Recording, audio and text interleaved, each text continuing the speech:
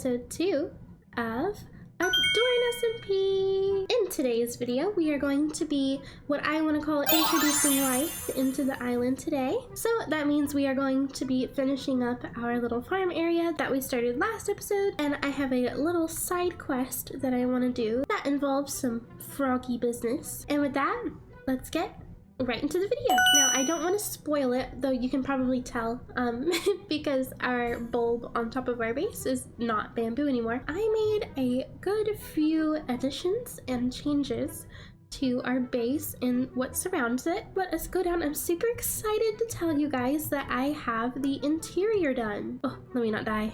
Oh my goodness. Right before I started this episode, I forgot that I took my elytra off and then splat on the floor by our base. So let us get into the base. I have made it so we have to squeeze in here. One, for mobs, and I don't want to have a door in here, and two, because it's cute. So let me turn around. Wow!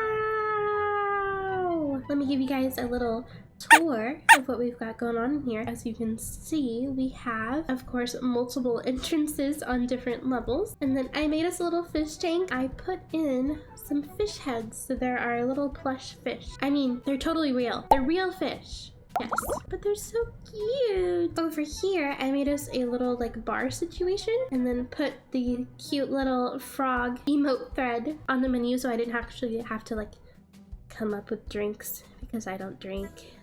So I don't know what I would have put. Maybe eventually we will. Maybe I'll think of some potions to rename them to some cute like froggy themed whatever. But we'll see. And yeah, as you can also see, there are multiple ways to get up onto the different levels. Like for example, this little corner one gets us up onto these vines, and then from here you can climb the moss vines to get over to these levels. So yeah, it's just, there's multiple ways of hippity hopping around. As we can see, this is a little like a mini level. We have this really cool kind of poison water tank right here, and then we just have some really cool platform stairs made out of slabs to go up into our storage and smelting room. The wonderful thing about Adorn is that our storage doesn't have to be particularly large, because a lot of our bulk materials, especially blocks, go to the spawn tree. Anytime I'm done building something, I donate the leftovers to the tree, and then if I ever need anything else, I just go and get it, which is a really wonderful thing about Adorn that I love so much. With that, we don't exactly have to have a massive storage room, so I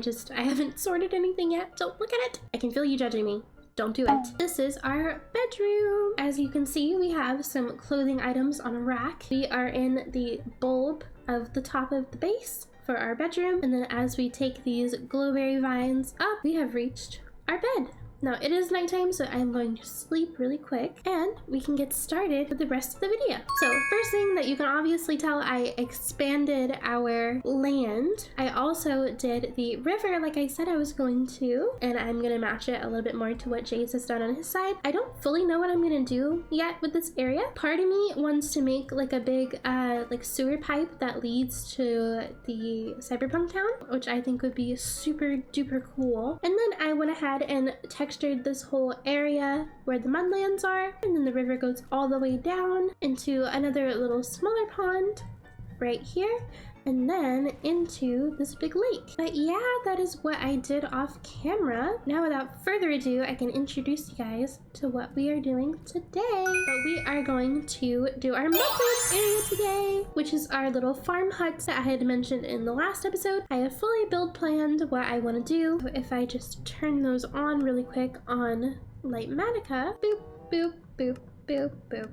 Okay, let me get us a better look at what we're doing. Can I run and jump and make this? Yes. Okay. So as you can see, I have made 2 different size huts. I have 4 small ones and 2 big ones planned out, and then I'm going to build those, and then once we have them built, I'm going to make this into a lot more of a wetlands than it is right now. So there will be a lot more pools of water, and then we're gonna put in our crops. I have luckily gathered all of the materials for it, I believe. I am going to put this as a montage, of course. So with that being said, I will see you guys when I get done.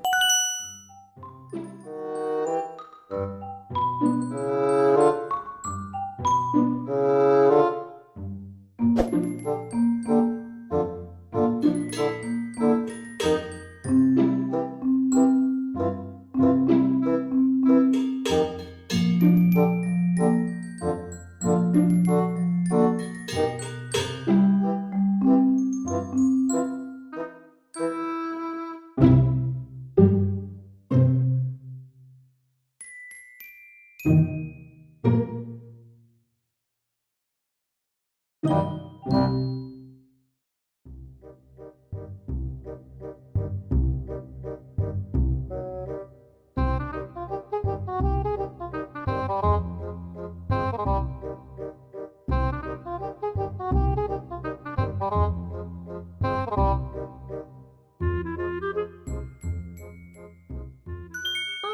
guys, I have officially finished the little huts to our farm here. As you can see, we have 2 larger huts and 4 smaller huts. And as you can see, just an example of what all of them look like. The small ones just have this little like empty thing in the middle that I'm going to fill up with whatever crop is under them. Maybe some barrels, maybe hay bales or pumpkins or whatever, dependent on what crop is under which. And then the larger huts have more of an inside to them with a little storage closet, and then we have some barrels and shelves here as well. I might need to get some string or something to control the growth of the twisted pines a little bit. They're a little bit higher than what I'm wanting them to be, or at least they're growing to that height. As you can see, these are like the first ones that I built and they are way up there. So I'm gonna think of something to fix that with, but for now, let us start connecting all of these with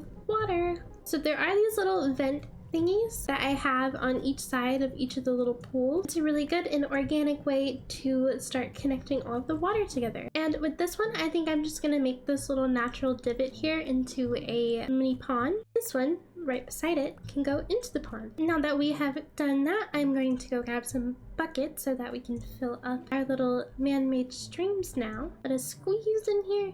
I am so happy with how the interior turned out, by the way. I love it so much. I would love to know your guys' thoughts in the comments below about our base. Now, let us fill up these little rivers. There we go. I wanted it to be nighttime so I could show you guys the fireflies. And if I be quiet for a second, you could hear, oh goodness, I can see a creeper. No. There we go. Sorry, I had my volume really low for some reason on my environment, but it's such a nice little like ambiance noise. I love it so much. I added some new moss patches for a little bit more growth. I am probably gonna add 1 or 2 more. I'm taking away the grass from each moss patch because it's a different shade of green and it's bugging me. I am going to finish up this area fully. I might add some bridges going across each hut and some things of that nature. So I will see you guys whenever I get done.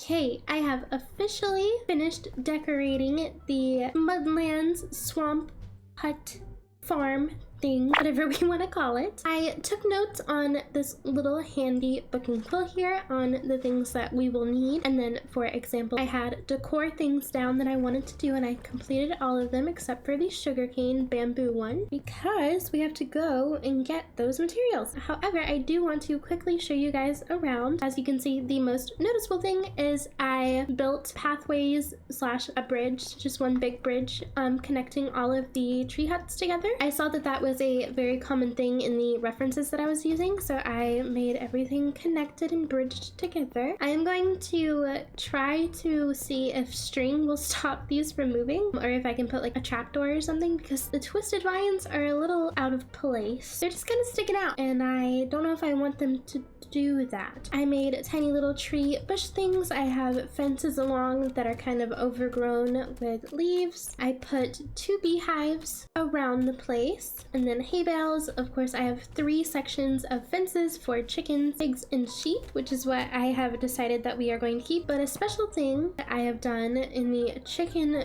pen is made these adorable little chicken nests out of coral, and then I just put a bunch of flowers everywhere, and then of course the firefly bushes that we had before.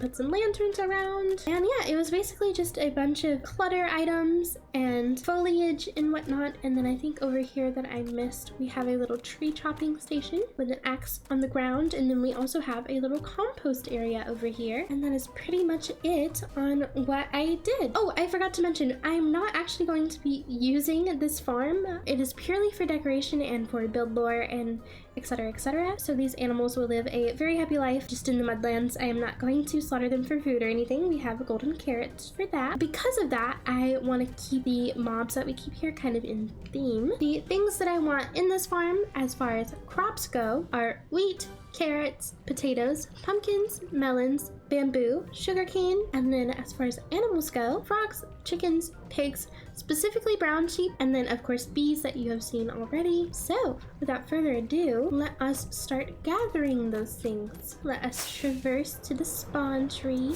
Oh yeah, this guy is here. I don't know why he's here, but every time I come in here, I get shot by this particular man. The sign says, "Do not kill, please, unless you have a good reason." You better not give me a good reason. Threatening fireworks. Please don't shoot me. Alrighty, I am going to spend probably way too much time dumping all of this stuff into the spawn tree, and then we are going to see what is available to us to go ahead and grab crops wise, and then we will get started on filling up our farm. The builds that everyone has been doing are actually insane, by the way. As you can see, I'm gonna try to get a small little tour so far. We used this little area for a game we did on the Adorn anniversary, and then you can see Ben's base right here. I'm not going to show too much just in case people don't want their things spoiled. And then over here, I actually haven't been here yet, is Hewlin Saute's Fairy Kingdom area. It is so cool. But yeah, like I said, I'm not going to show too much because I don't want to spoil anything that any of the other members have going on that they want to share first. But everything has been so cool. I cannot wait until we're actually able to have like a full world tour of this. It's gonna be so awesome. And then Tort is over here in his little area. He is also a frog. And then of course we see Jay's base pretty much every day, and Jim's as well.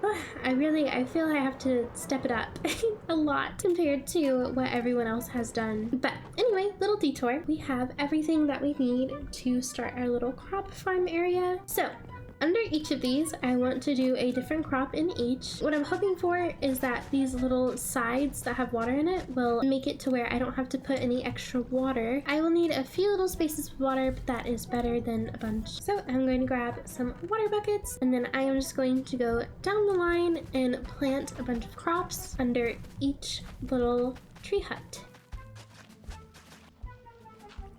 And then I'm going to do this until I run out of tree huts, and then the rest of the crops that we have, I'm just going to plant them out in the open. But I don't think we will run out. I think we have plenty of huts. Alright, I have put all the crops in, and now I just need to do sugarcane and bamboo, which I'm going to place a little bit more organically just along the lines of the river, and just have them have their little designated areas, like so. Because I really want to get better at building an environment and then building the flora and fauna and stuff around it, rather than trying to like inorganically put it in, if that makes sense. I don't know if that makes any sense at all. But anyone else who builds might get what I'm saying. It's like I tend to kind of plan the more natural aspects around what I'm building instead of trying to just organically and naturally place them around and make it look more flowy and pretty. So I'm trying to get a little bit better about having different building methods when it comes to things like that. So I feel that Adorn is a really good place place to challenge myself and do things outside of the box that I normally don't do when it comes to building. Now I think we have everything placed. I'm just going to sleep really quick. Okay, now I'm going to really quickly go back to spawn and grab a few more things to put around. Missed me. God, it's always so nerve-wracking hearing the pillager like pull back the crossbow. It's terrifying to me. I don't know why. You're not gonna get me. Whew.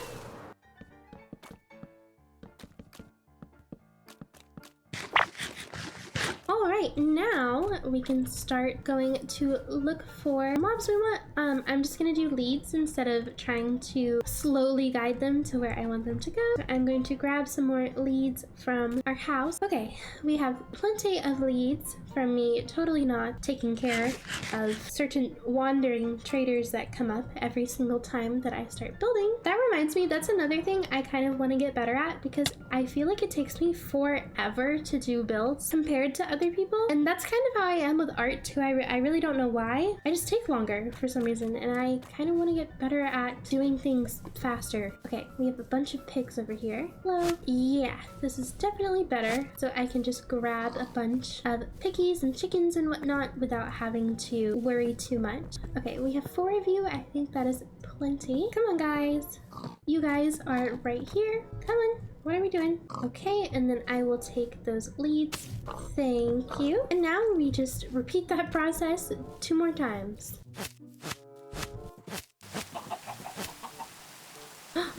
Oh. Oh yeah, I said 2 trips, but I'm impatient, so I'm making this a 1-trip thing. Awesome. Okay, and then I just re-lead the chickens. You guys come this way with me, please. Awesome. Thank you so much. And now you guys come with me. I like that new leading system because it was always a hassle. Is it new? I feel like it's new. I feel like I haven't been able to use leads like that before, unless I'm just ultra noob and I've been doing it the hard way. Okay, guys, let's think critically. Thank you. Awesome.